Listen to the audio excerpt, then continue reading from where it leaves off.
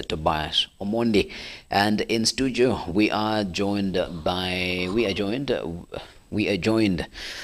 Mr. Benjamin Shelton. He is the deputy principal at Kids College. We're going to be having a conversation about education, even as matters of higher education, Mr. Benjamin, they are in a turmoil. I don't know if you have a thing or two to say about that, but we're going to be extending this conversation as far as multilingual education for deaf persons and learners is important. Mr. Benjamin, this month is, I don't know if you are aware, but September is Deaf Awareness Month, and this particular week we are celebrating the Deaf Awareness Week, and yesterday was Sign Language Day. Today it is more focused on education for deaf learners. And given that you are a head principal at a college, you would also be sharing your sentiments about how deaf learners could access technical learning and training, because sometimes there are issues on how persons who are deaf access higher education. I hope you're ready for the conversation. Yes. You are ready. Yes. Karibu sana na tusalimie. Thank you. Yeah, I'm Shelton Benjamin, Yes. as you've heard. Na nimefurahia. I'm happy to be here. Yes. Thank you so much for granting me this opportunity, even to come and be able to talk about matters education. Yes. And I'm happy to be here. Thank you. Asante sana Bwana Principal. Let us start it off with matters of national interest, particularly on matters higher education. About a week, the higher institutions of learning where lecturers are on strike. Probably you might not have extensive experience or extensive things to share about that, but what's your overview on the current education crisis in the country? And from where you sit as deputy principal of kids, does it affect your institution in any way? Oh, thank you so much for that. First of all, whatever is happening in the country is that we have had a crisis for quite some time. Yeah. Only that it comes up and down at some point, like what we are seeing currently. Yeah. Lecturers in public institution are on strike. This one, literally, it affects the education sector as a whole, because we realize that universities have been the utmost aspect of education, that whoever has gone to university, then in our society, you are the most, it is like a measure of success. So if there is such a crisis, then it means there is something that is going wrong. So in a literal sense, it affects the life not only of individuals, but the life of Kenya as a whole. Yeah. And therefore, my take is that this thing should not continue. The government that is concerned should find a way, because if it continues, even us at a college level, we are talking about TVET institution, we are affected, because we know that part of, like, let me say I am a teacher, a lecturer. I lecture colleges because I've learned in universities. And so if universities fail, then even the TVET colleges will also be in trouble. So I want to say that it is a matter of national interest. We are so much concerned. Even as institutions of higher learning, we are so much concerned the way all Kenyans are concerned. Yeah. Yes. Interesting. And a huge number of students that have been sitting for exams, that is at KCSE level, most of them unfortunately have not been able to be absorbed into institutions of higher learning, and they're choosing to go the route of TVET and colleges. From your perspective, why this sudden shift? Of course, we understand that the funding model has been attributed as one of the reasons why students aren't choosing to go directly to university. But from your experience and your line of profession, what do you think is pushing students into TVET and our colleges? Thank you so much for that question. First of all, as you've put it, the funding model. Yeah. But the funding model has come recently. Yes, absolutely. But I remember when I was in university myself, I remember the very first year, I actually desired that I should have taken the path of a college first. Yeah, before you go because to... I went direct entry, but I desired that I would have gone first of all to do a diploma before I now embark on the college. And the reason for that is because the education itself at a university level, you sometimes come out of that university and you ask yourself, so what have I gained? Now, it may not sound good to some, but that is the literal case, the truth that is there. And even a few students have interacted with, and a few parents have interacted with, whose children actually qualified for university, but they have chosen to go the TVET way.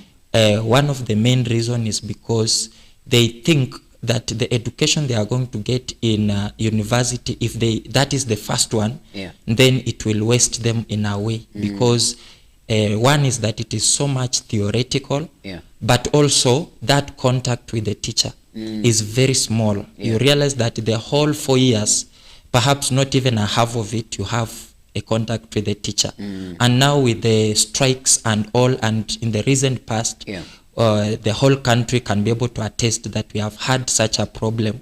So today, so many students are like, let me go to the college, because there are no strikes in colleges. That one we can tell for sure. But universities, you find the whole 6 months, students are not learning. So that could be the issue. Then Principal, then the question is bugged. What is the difference between university and college education? What are the disparities in terms of training? Because mtu mwenye kuna university degree kijijini, huyu ndiye amesoma. Kwanza ukisema uko na diploma, wanasema sasa nini? Uwezi ongea mbele ya mtu wa degree. But now you're sharing that unfortunately, and it's true that the people who have gone to university and they have seen their lecturer only once. So for the viewer who's watching, what is the differentiation between a university and a college, and probably the models of administering the education itself? Number one, when you go to a university, because I've been there, the teaching itself, now it is supposed to be good, it is supposed to be proper, only that now how universities operate and the management on, that is a place where everybody is deemed, assumed that they know what to do. But now you'll realize that even the teacher himself may not know and may also want to do their thing. You will find, I remember there was a unit actually that we, for the whole 4 months, we only learned 3 days. And we went and sat for the exam. And even the students knew, this lecturer, they will set for you exams, what they have taught. So you will not fail. But now the problem is, if you will not fail because they have taught what they taught, and they have taught it only 3 times, then what will be the outcome of that? No wonder we find we have so many people with the degrees, but one, they don't have a job, but also you give them that job, they struggle with it. And right now we are even teaching in various colleges. Some people with the university degrees, they are coming back to do diplomas. Why? Because yes, they got the job, but they are struggling to do with the skills. But now you go to TVET, you realize that there is no option. The tutor has to teach. Why? Because actually the teaching at the TVET compared to high school, there is a very small difference, because you have direct contact with the student, and as you are instructing them, you also have to be there. No wonder you'll find that even there is a we call them what? A class teacher who is responsible for a certain group. Why? Because you have to start with them and will go with them until they finish. So that kind of a difference, it actually makes the colleges that today, students who actually have an idea of what they are going to do, and they are very serious with it, they are like, no, whatever I've had in the university, let me go the TVET way, so that even if I will go there, why? Because it is true, like you said, in the village today, you go there with a diploma and people will be like, you have not studied. You go with a degree and you are the person. So let me go, first of all, I gain the skill. Why? Because in colleges you will get the skill. You will know how to do hands-on. The hands-on. But in university, myself personally, I normally say that is managerial. You are simply going to be taught how you will be managing those who are doing. But now the question in our country today is, how are you going to manage those ones who are doing? Yet we don't have those ones who are doing. You are supposed to be the one doing it. So that is where that's a conundrum in itself. There is something that you've said, and I found really fascinating, that when you are in a university, you are deemed to know what to do. But I'm straight out of high school. I'm 19, 18, 20 thereabout. Why would you assume I know what I'm supposed to do? And that is the problem that we have in universities. You find somebody, go to the university and you'll find that the very first year, all students are very green. They don't know even where to start. A lecturer comes and then gives you have to write a term paper.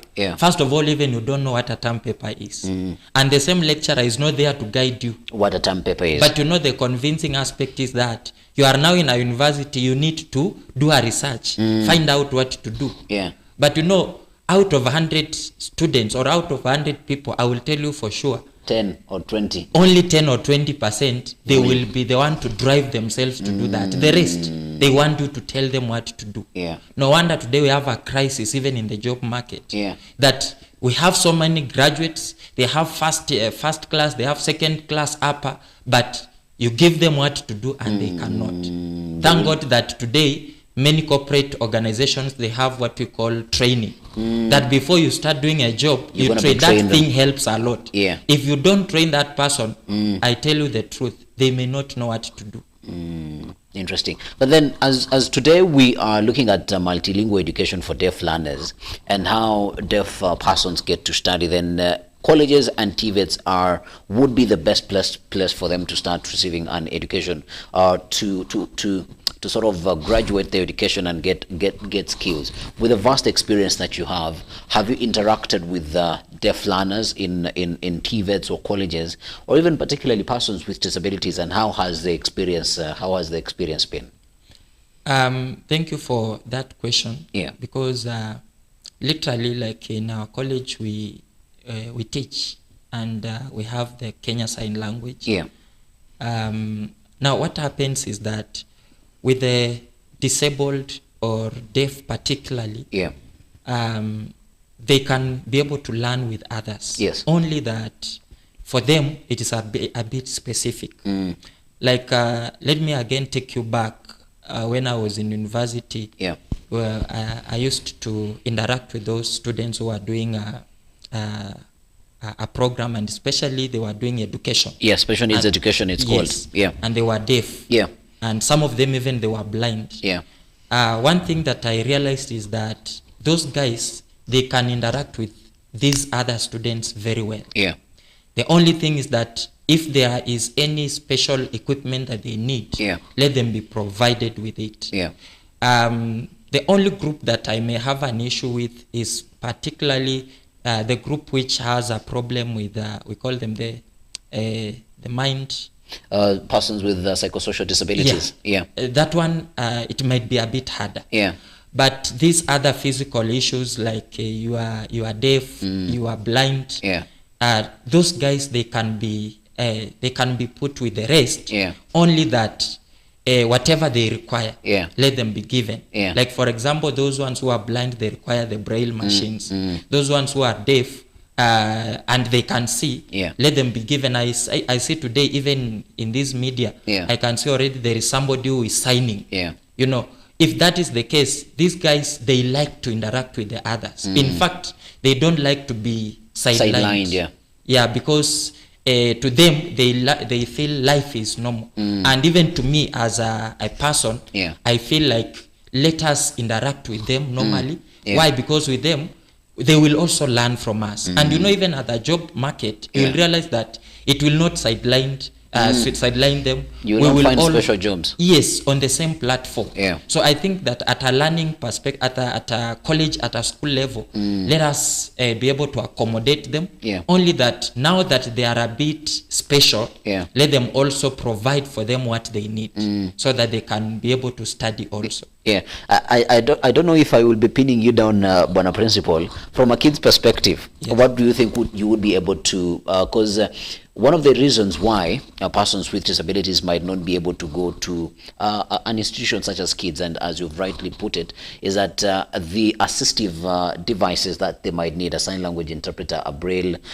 machine, or even an aid within the institution, or even accessibility, finding ramps and finding accessible washrooms in an institution, that might be the reason why they do not go to these institutions. So from a kid's perspective, what would you be able to put in place to say, okay, we are going to start small, so that now we are able to include these persons? Because besides the few that you saw at higher levels of education, probably at universities, there are those who unfortunately are not able to gain the grades that take them directly to a university, and they are supposed to go through colleges and TVETs.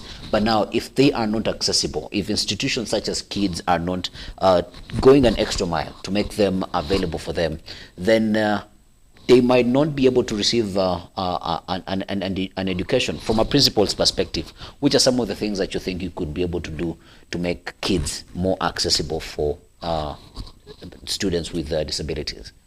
Well, thank you for that. Yeah. First of all, right now what we are doing, yeah, I've had some interaction with actually a few. Yeah.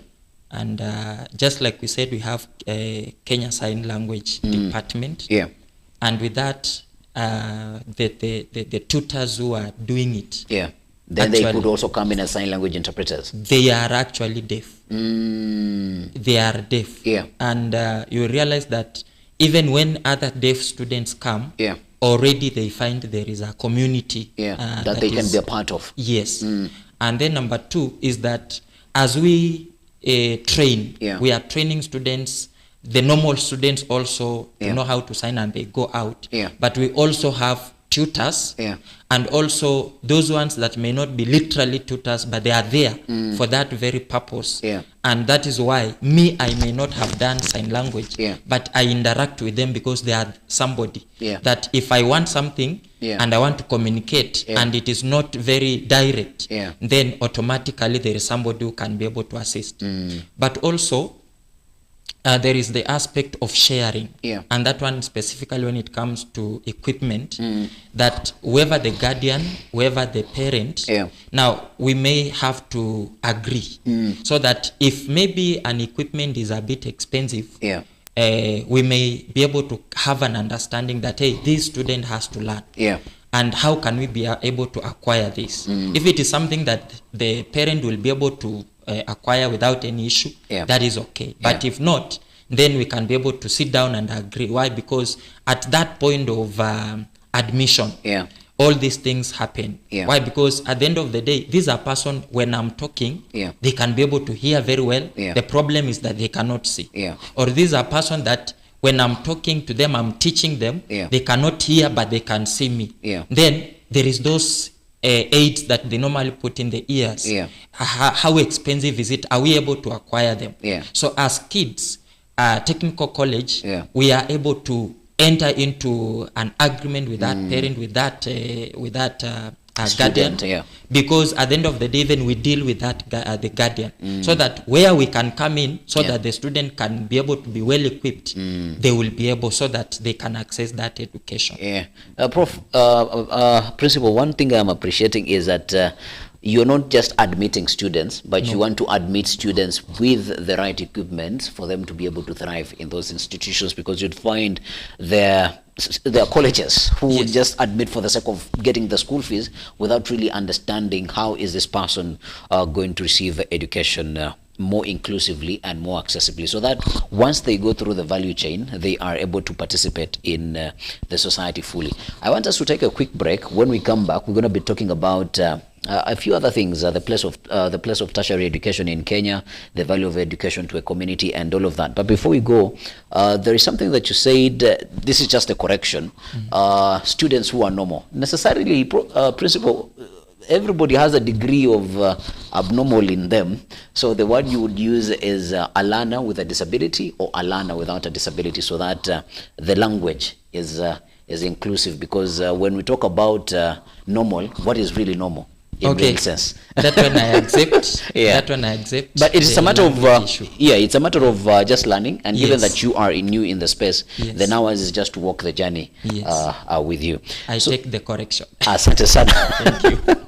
We're gonna take a break, and when we come back, we're coming back with Deputy Principal Mr. Shelton of Kids Technical College, and we are talking matters education. So keep it science.